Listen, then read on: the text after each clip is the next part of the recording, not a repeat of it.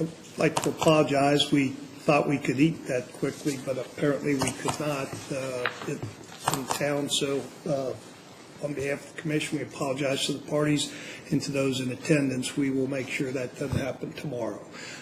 Judge Allred, you indicated you had some preliminary matters, something you wanted to bring up. Yes. Please, the Chair of the Commission. In regard to the motion granting the dismissal of the counts 4 and 20, the Commission advised that they had granted and dismissed those counts. I would request that in regard to the other motion to dismiss in regard to the John Clem allegations, the Commission reconsider that ruling because it was filed based on the exact same violation of Supreme Court Rule 4.170 subsection 4, under the same assertion that evidence also had been intentionally not turned over to me because of the 1-year time limit to bring these formal charges. And I ask this with all respect, that logically, if you dismiss one for that, how can you not dismiss the other for that same legal argument? So it's a purely legal argument, and I would ask you all to reconsider that. Mr. Bando. Mr. Kelly was to reconsider that ruling because it was filed based on the exact same violation of Supreme Court Rule 4.170 subsection 4, under the same assertion that evidence also had been intentionally not turned over to me because of the 1-year time limit to bring these formal charges. And I ask this with all respect, that logically, if you dismiss one for that, how can you not dismiss the other for that same legal argument? So it's a purely legal argument, and I would ask you all to reconsider it. Mr. Bando. Mr. Kelly will Mr. Kelly. Your Honor, I'm not exactly sure what the rationale of the court was for dismissing 4 and 20, but at least our argument in response to 14 and 15 was the information that hadn't inadvertently hadn't been produced didn't provide any information as to the charge, the nature of the charge. All the information required in the Supreme Court rule was given to Judge Allred through the statements from the witnesses that formed the proof that we're going to provide, which is the statements from Kurt Stallard. He was aware of it. All it was just the official unemployment records indicating the amount and totals of the benefits received, which really aren't to the heart of the charge. The charge is that the allegation was that Judge Allred had requested the jailer not oppose the unemployment benefits for someone who was otherwise not entitled to them. All that information was provided. The rule was met, and we think the Commission was correct in its initial ruling denying his motion to dismiss those charges. Judge Allred. Just brief in response to that. I know that you all probably haven't seen those 17 pages of documents yet, but one of the interesting things about those 17 pages of documents indicated that Mr. Clem had to actually appeal. He was denied his benefits the first time and actually had to appeal and have a hearing to get those benefits. That would have been an interesting thing for me to raise in my response if I'd been given the opportunity under 4.170 subsection 4 before I was charged under Supreme Court Rule 4.180. My position is that these Supreme Court rules are ironclad. They're rules there to provide me the opportunity to respond. And when I realized that documentation wasn't provided to me, it really didn't dawn on me until I realized that there was an order in place that said these matters had to be charged by February the 21st, 2011, it would be barred, time barred. And if you're going to Harlan, you're sending your investigator down to get documents from the jailer, particularly ones that have any documents really, with the rules written, but documents that you're going to use to charge me, at the very least I should see them before I'm charged. At the very least I should be given the written opportunity to provide evidence of my own. I mean, that's Supreme Court rule. That's not my rule. It's not my argument. I don't see any leeway there in regard to that, and particularly coupled with the obvious reason that it was not turned over to me was because if it had been turned over to me in mid-February, and I'm given the opportunity to respond to this, February 21st, 2011 was the drop-dead date to have these charges in there, and it's clear. This is not just a good faith, I messed up, I got to put them on the record.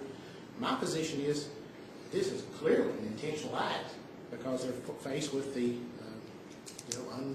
unwarranted choice of 1-year time bar for violation of Supreme Court Rule 4.170 subsection 4.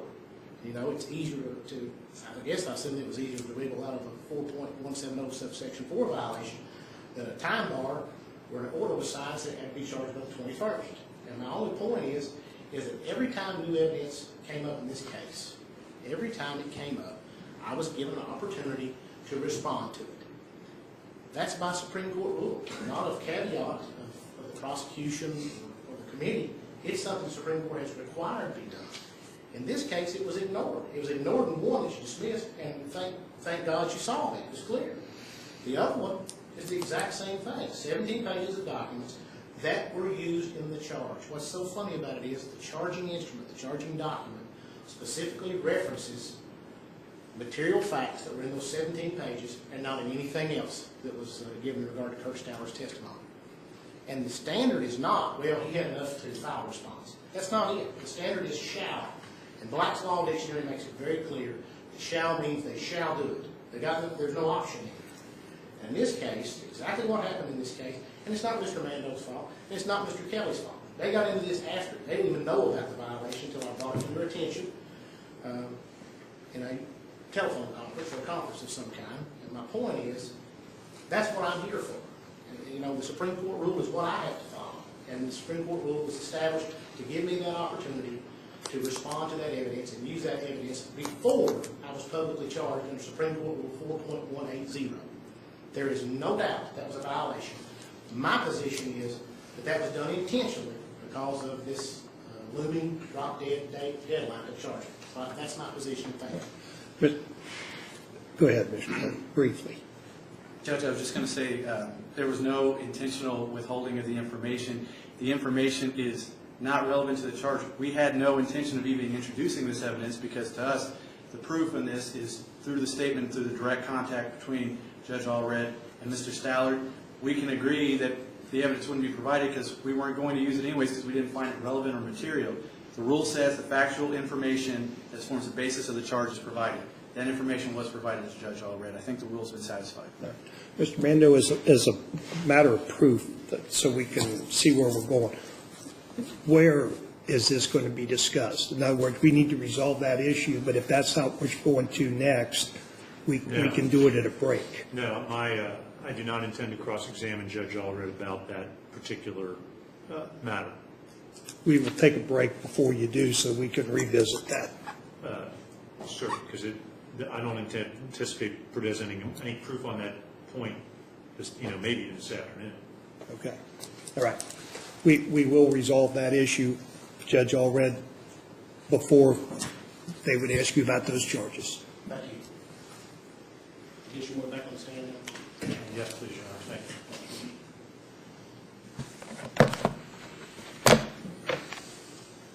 you. Judge, obviously you recall that you're under oath.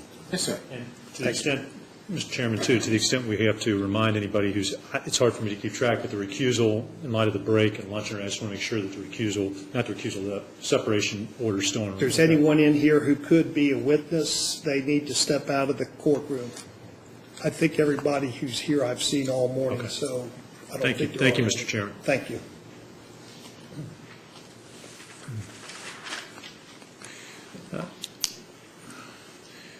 Judge Allred, it's my understanding that on or about April 16th of 2008, that you filed a complaint with the Public Service Commission against Kentucky Utilities, alleging that they had unlawfully billed and collected from you for certain fuel adjustment charges for both you and some companies you have an ownership interest in.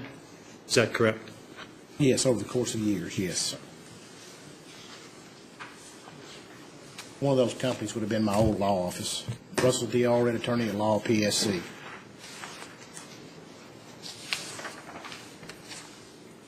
May I get up for just a second? Certainly.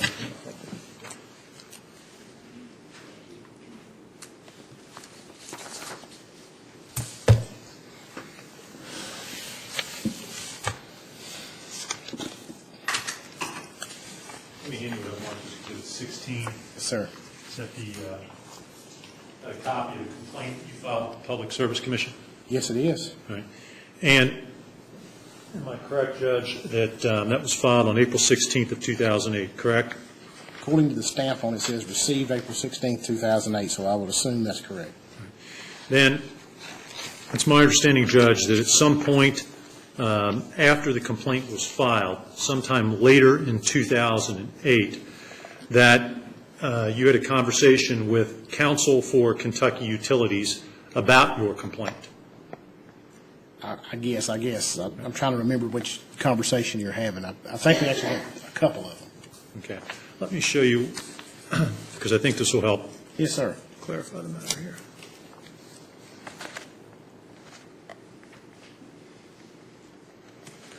Let me show you what I've marked as Exhibit 17.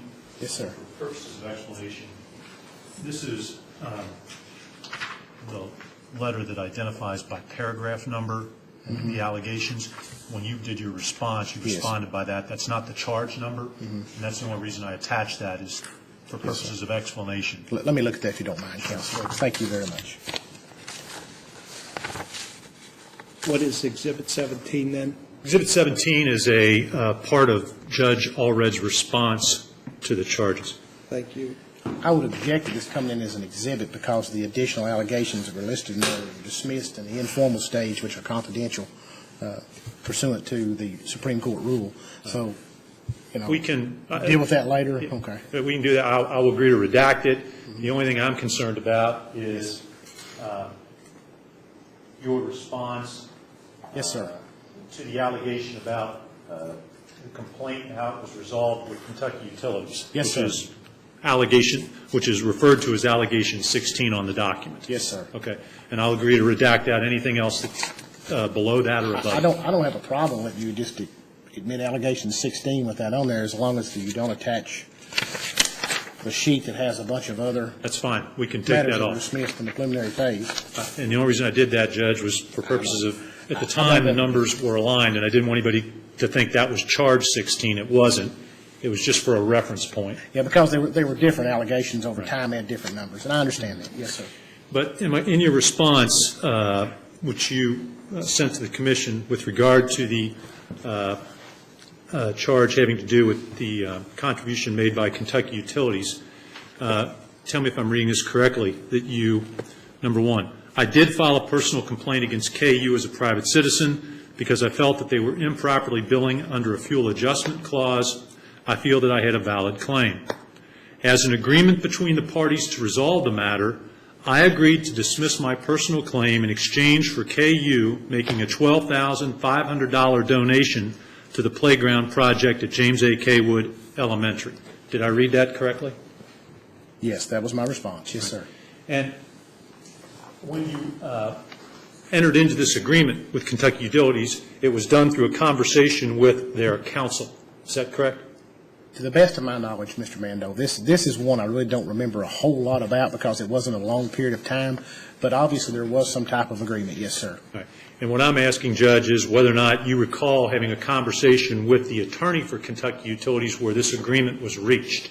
I remember a conversation with the attorney for Kentucky Utilities telling him that it was my desire to go ahead and dismiss this action because it became clear after I had gotten into this that KU was going to have about 200 or 300 attorneys on staff to battle me in regard to this. This action was initially filed as a result of the Franklin Circuit Court issuing an order striking down the fuel adjustment charge clause that KU had been using and other utilities had been using in their electric bills, which ever since I was a younger man in private law office, really did not like a fuel adjustment clause. I thought it was unfair to citizens that a utility could simply raise the rate of a electric bill solely on their whim, particularly when I was in a coal-producing county and knew that all power plants and utilities had long-term contracts with coal companies to where the price of coal never really fluctuated in those contracts. But it was always amazing to me that on your electric bill, it would fluctuate on a monthly basis in regard to fuel adjustment charges. So I, as a private citizen, when I saw on television that the Franklin Circuit Court had issued a ruling striking that down, immediately filed my complaint and or soon thereafter, and hoped to try to get some vindication for that. It became obvious to me that it wasn't going to pan out because I didn't have the time or the resources to deal with it. And I did talk to, I'm trying to think, what was the gentleman's name? J. Kendrick Riggs, I can't really remember if it at was Mr. Stoll Riggs. Keenan and Ogden?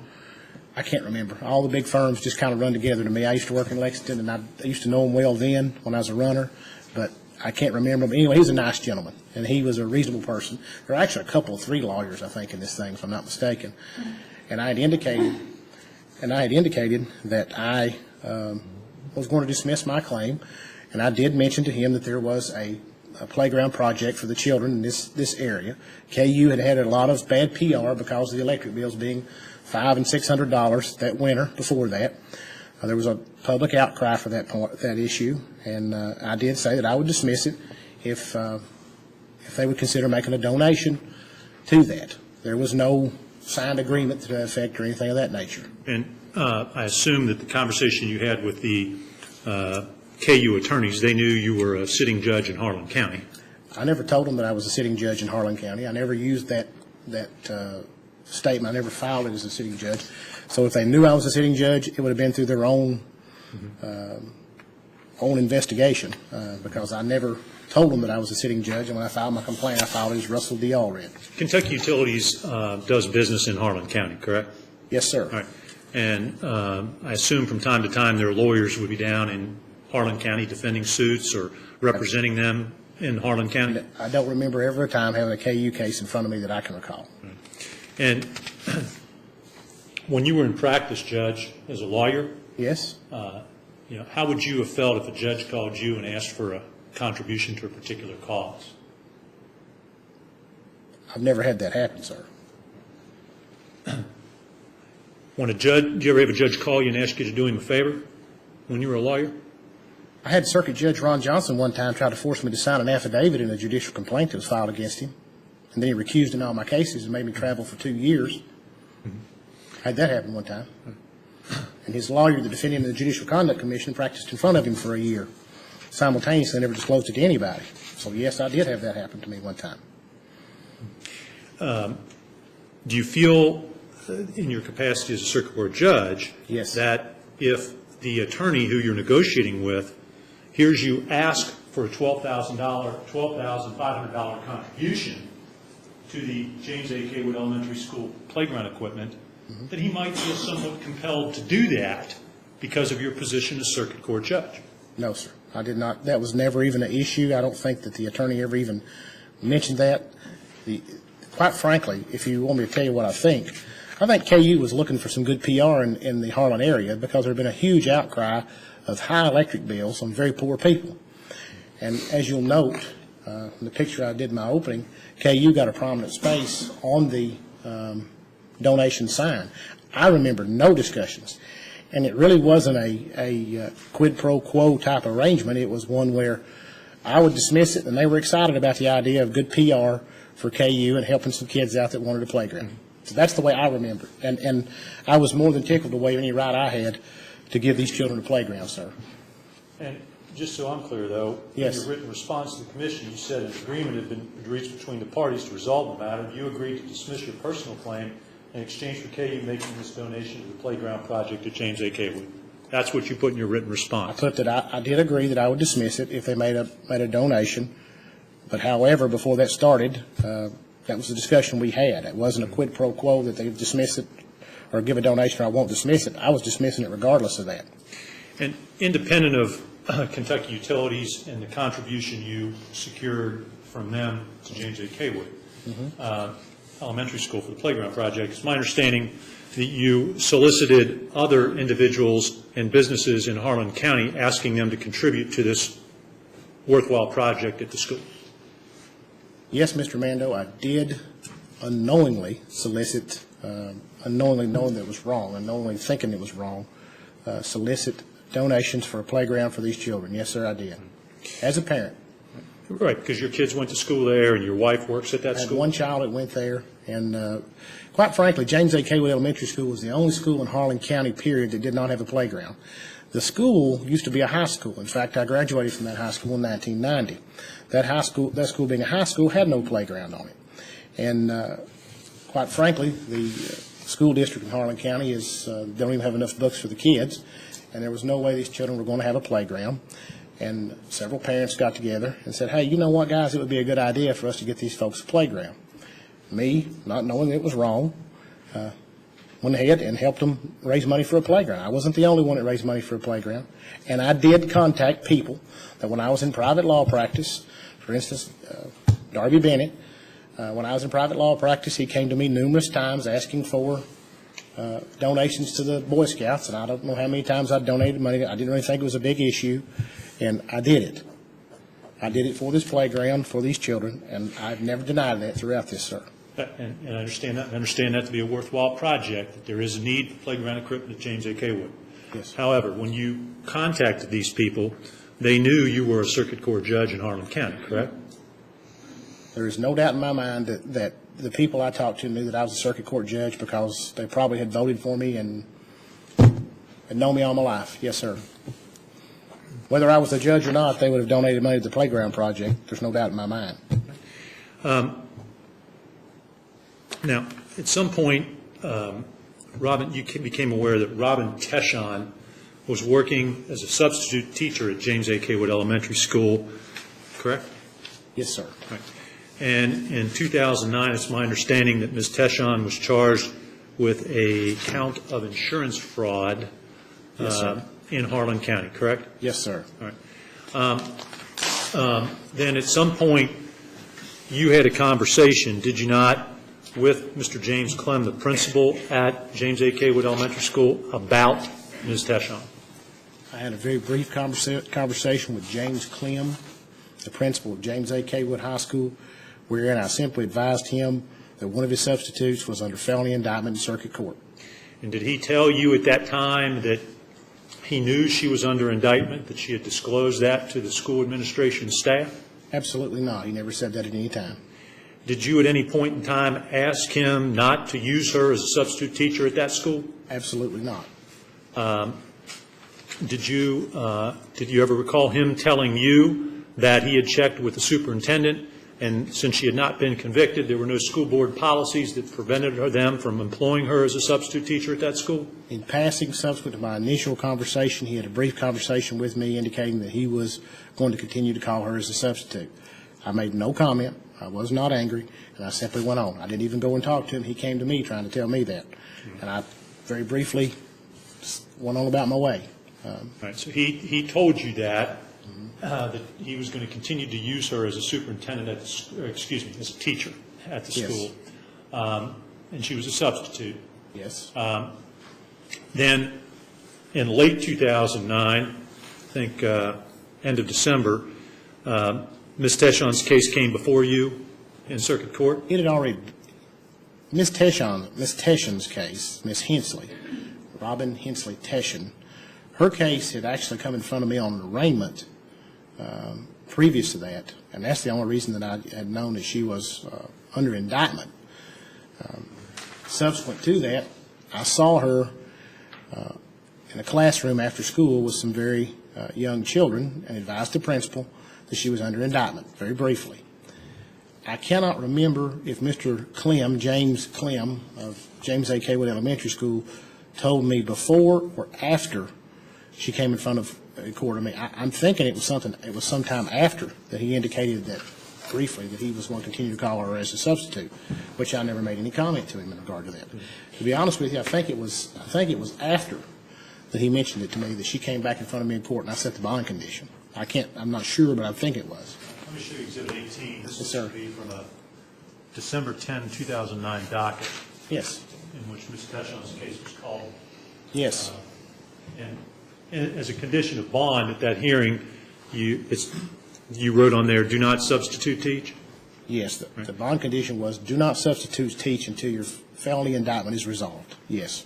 And obviously then, the conversation with Mr. Clem where he told you that he was going to continue to use her as a substitute head teacher at James A. Kaywood Elementary School had to occur before that December 2009 court appearance. Otherwise, there would have been a violation. She would have been in contempt by working at the school, or a bond would have been revoked. I don't follow your logic, Mr. Mando, because I would have set the bond condition whether the principal called her or didn't call her, because that's not the only principal in Harlan County. There's I'm thinking 19 other schools in Harlan County where you could substitute teach. So the bond condition would have been set for her just like it was anyone else in the courtroom that day. Quite frankly, I was amazed that people under felony indictment were being called to substitute teach in a position of trust, regardless of what the felony indictment was, particularly in regard to a fraud charge. So I thought that was the most reasonable thing to do until this felony charge was resolved, which it was at a later date. But at some point, I want to make sure I'm clear. Did Mr. Clem tell you that he had conferred with the district office and there was nothing that, under the school board policies, that prohibited him from using Ms. Teschon as a substitute teacher at James A. Caleb Elementary School just because she was indicted?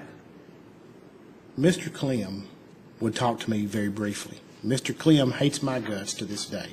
He told my sister-in-law that he would do anything he could to have me destroyed. Mr. Clem did not have any long conversations with me that I can ever recall.